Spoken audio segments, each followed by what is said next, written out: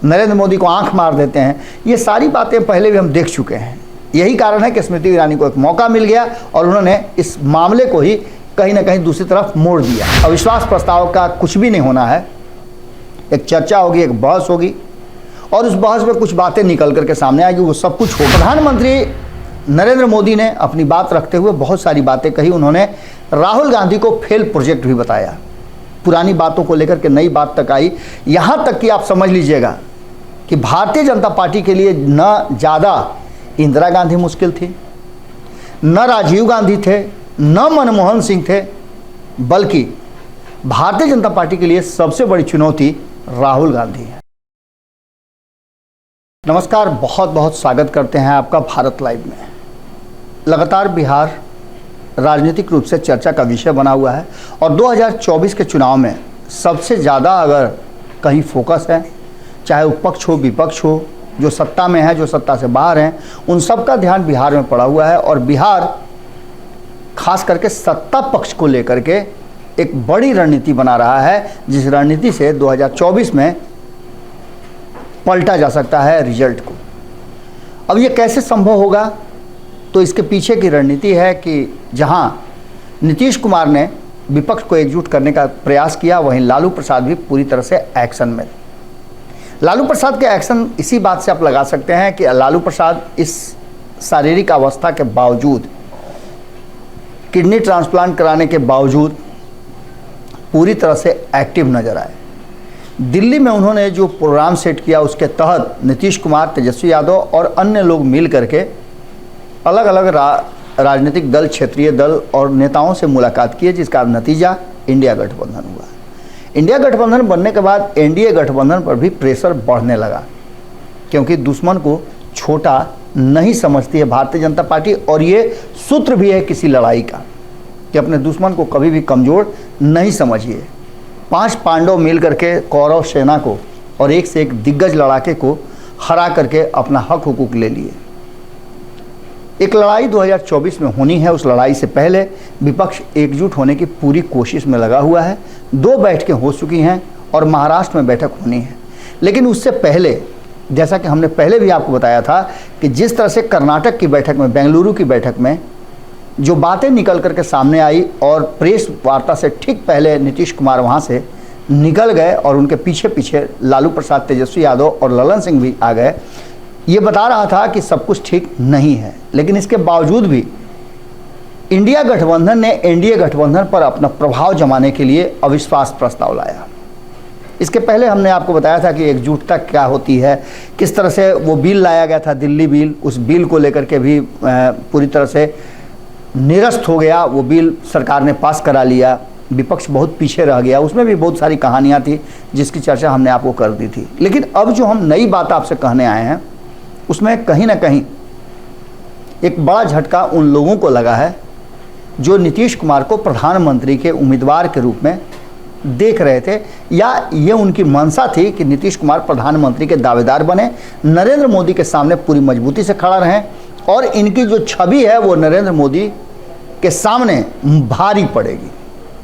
लेकिन इन सारी बातों से इतर इंडिया गठबंधन ने जो अविश्वास प्रस्ताव लाया, नो कॉन्फिडेंस मोशन जो लाया, वो पूरी तरह से चर्चा का विषय बन गया। और इस चर्चा में ये विपक्ष जान रहा था कि उनकी संख्या न लोकसभा न राज्यसभा, दोनों जगह ऐसी नहीं है कि वो सरकार को परेशान कर सके या सरकार के लिए किसी तरह का कोई समस्या पैदा हो सके। ये बात भारतीय जनता पार्टी भी जानती थी, एनडीए के घटक दल भी जानते थे।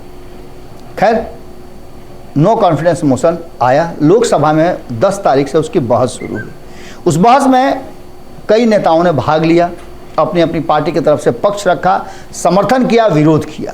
ये दोनों बातें चल ही रही थी कि इसी बीच में इसके पीछे का कारण था मणिपुर। और मणिपुर में जो हिंसा लंबे समय से चल रही है, वो इसको कहीं ना कहीं टारगेट बना करके एक इंडिया का एक दल जो है वहाँ गया था। उस दल में राहुल गांधी भी थे और कई बड़े नेता थे, यहाँ तक कि उसमें ललन सिंह भी थे। ये सारे लोग वहाँ से घूम करके आए, लोगों से बात किया, 3 दिवसीय दौरा हुआ था।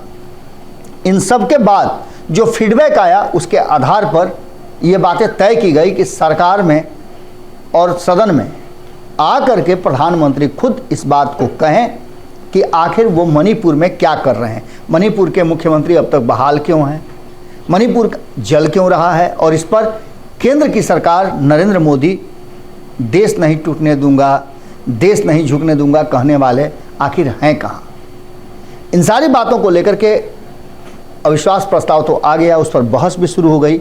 इस बहस में बहुत सारी ऐसी बातें सामने आई जिसको लेकर के इस बहस को सार्थक और निरर्थक दोनों कहा जा सकता है। सार्थक इस मायने में कहा जा सकता है कि ये जो भी बातें हुई उन बातों में कोई नई बात नहीं थी। राहुल गांधी को सिर्फ इतना ही हुआ कि एक बार फिर से सदन में जाने का मौका मिला और राहुल गांधी ने मजबूती के साथ अपनी बात रखी। यहाँ तक कि राहुल गांधी ने मणिपुर में जो कुछ भी हो रहा है उन घटनाओं का जिक्र करके पूरे सदन को कहीं ना कहीं स्तब्ध जरूर कर दिया।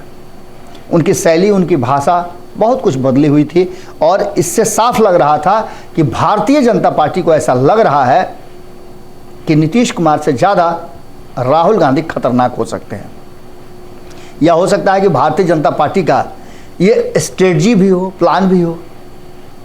वहीं सबसे बड़ी बात ये हुई कि नीतीश कुमार का नाम आते जो भारतीय जनता पार्टी असहज हो जाती थी। इस पूरे अविश्वास प्रस्ताव के दौरान एक तरफ जहां हर दल, हर क्षेत्रीय दल, हर राज्यों के नेता अपनी अपनी बात बोलते रहे नरेंद्र मोदी के समर्थन और विरोध में, वहीं भारतीय जनता पार्टी का पूरा फोकस देश के अन्य हिस्सों में नहीं बल्कि बिहार था। बिहार में लालू प्रसाद को लेकर के, नीतीश कुमार को लेकर के, और जब खास करके ललन सिंह अपना बयान दे रहे थे उस समय जो सामने स्थितियां पैदा हुई उसमें साफ नजर आया कि बिहार केंद्र बिंदु में जरूर है और भारतीय जनता पार्टी को बिहार में ही सबसे बड़ा गेम करना होगा, तभी जाकर के आगे की रणनीति उसकी सफल होगी। प्रधानमंत्री नरेंद्र मोदी ने अपनी बात रखते हुए कहा कि 2014-2019 से भी बेहतर रिजल्ट हम लेकर के आएंगे क्योंकि देश के सामने इंडिया कोई विकल्प नहीं है, ये घमंडिया गठबंधन है। एक नया नाम घमंडिया गठबंधन दिया गया और इस घमंडिया गठबंधन को लेकर के अब एक नई धारा की शुरुआत हो गई है। घमंडिया गठबंधन कहते कहते उन्होंने कहा कि जो 26 दल हैं उसमें से 20 तो करीब 1.5 दर्जन से ज़्यादा प्रधानमंत्री के उम्मीदवार हैं। कई लोग इसलिए नहीं उसमें जुड़े हैं कि देश की सत्ता पर आएं, कई लोग इसलिए जुड़े हैं कि उनकी संपत्ति, उनका भ्रष्टाचार और बाकी कुछ चीज़ें बची रहे। ये सब उजागर होगा, आने दीजिए, समय आ रहा है।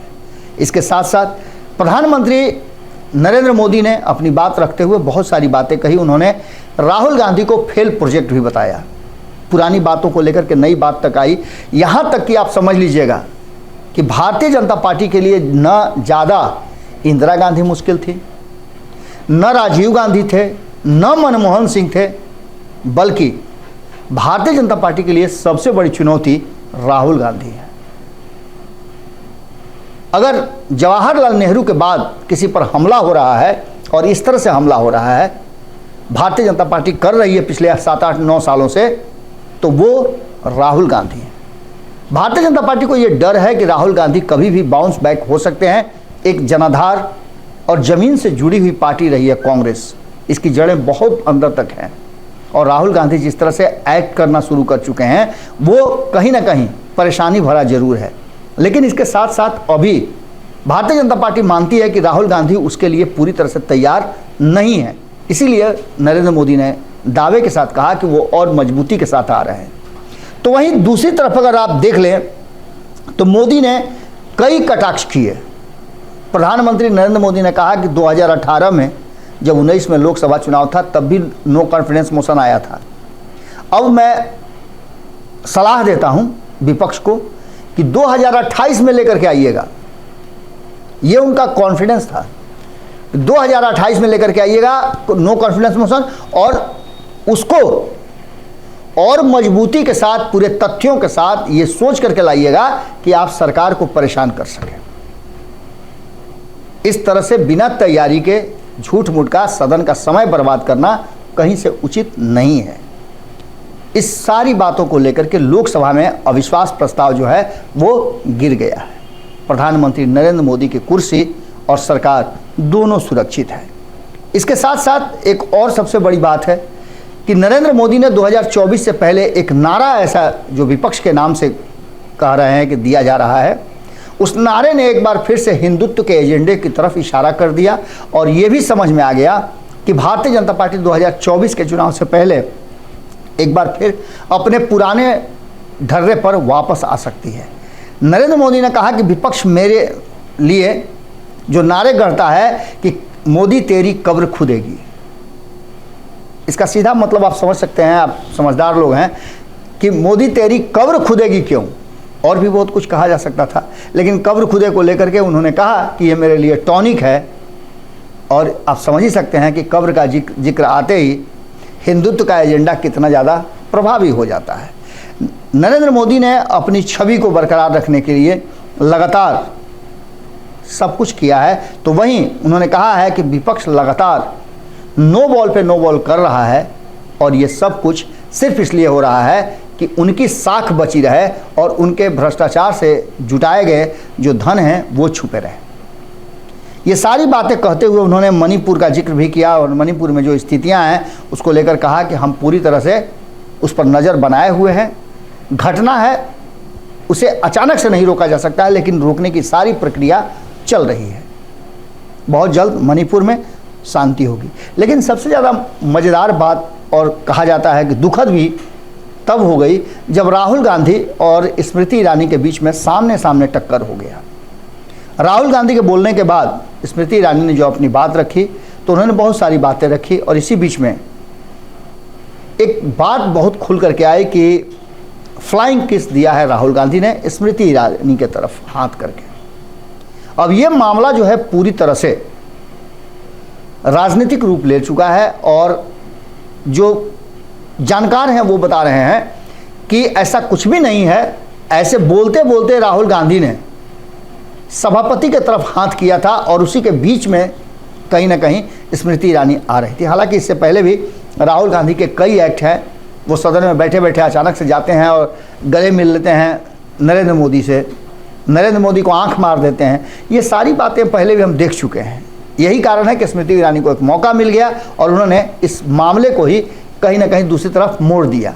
चर्चा विपक्ष में क्या हुआ, सदन में क्या हुआ, विपक्ष ने क्या कहा, इन सारी बातों को पहले दिन पूरी तरह से गायब करके स्मृति ईरानी वाले मुद्दे पर आकर के अटक गया। हालांकि हमारे चैनल के द्वारा इस तरह की बातों को न तो तरजीह दी जाती है और न इस तरह की बातें कही जाती हैं। हमने ये बात चूँकि संदर्भ था इसलिए ये कहा। अब सीधी तरह से आप समझ लीजिए कि आखिरकार ये पूरा जो माहौल बना 3 दिवसीय, इस माहौल से निकल करके क्या आया।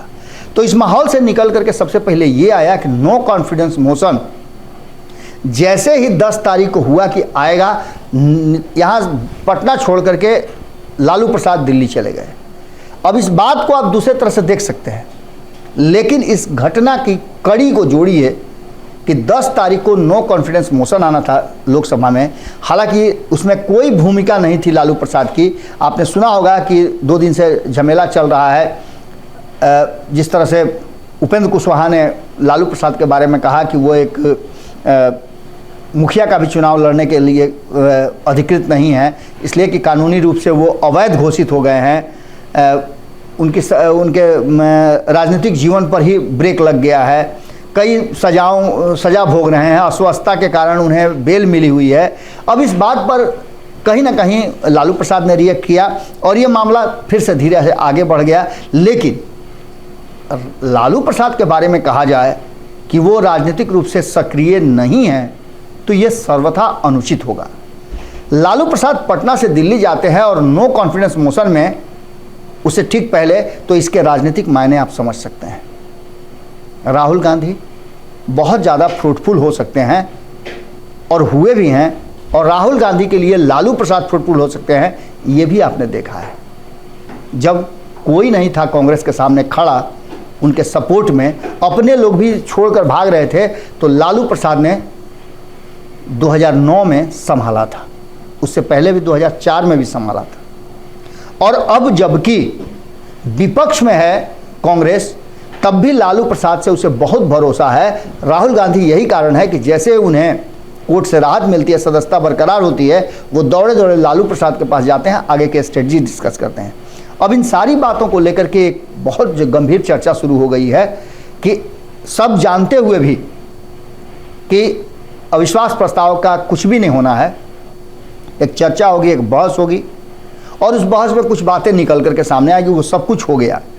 लेकिन नीतीश कुमार महाराष्ट्र बैठक से ठीक पहले इस पूरे घटनाक्रम में उस रेस से आउट हो गए हैं, जो रेस में बिहार के लोग समझ रहे थे, देश के लोग बहुत हिस्सों में भी लोग समझ रहे थे और ये लग रहा था बिहारियों को कि उनके यहाँ से भी प्रधानमंत्री का कोई उम्मीदवार होगा।